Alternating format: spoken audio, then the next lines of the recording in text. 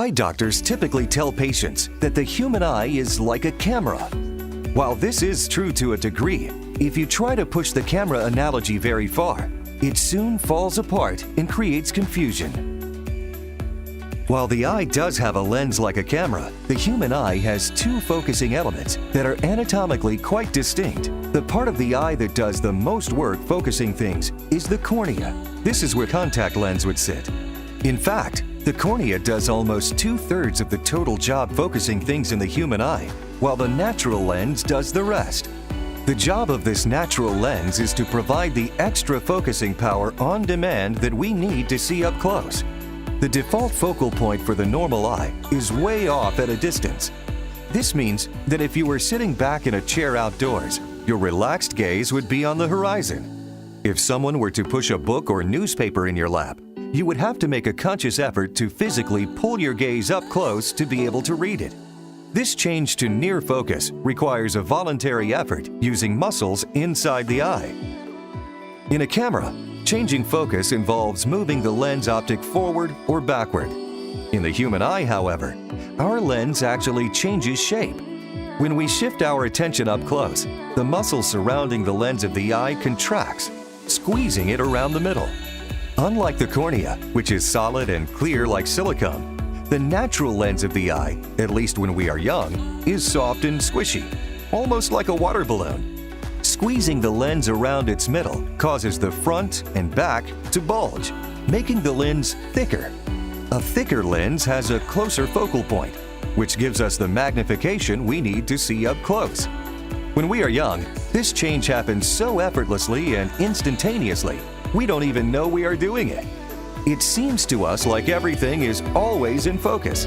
But as you can now appreciate, this is not actually the case. Eye doctors call this ability to change focus by squeezing the lens accommodation. The problem is, as we get older, the natural lens of the eye starts to harden and becomes more dense. Even before we turn 40, this hardening of the lens creates slowly increasing resistance to the muscle trying to squeeze it into the proper shape for reading.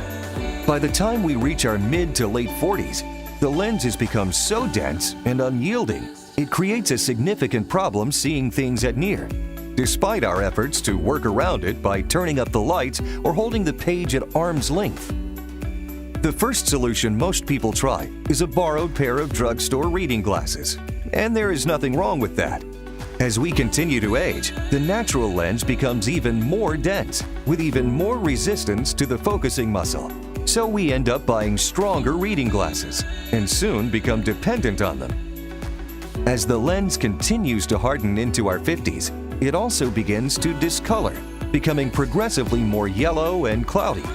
Eventually, this hardening and discoloration gets bad enough, we call the aging lens a cataract.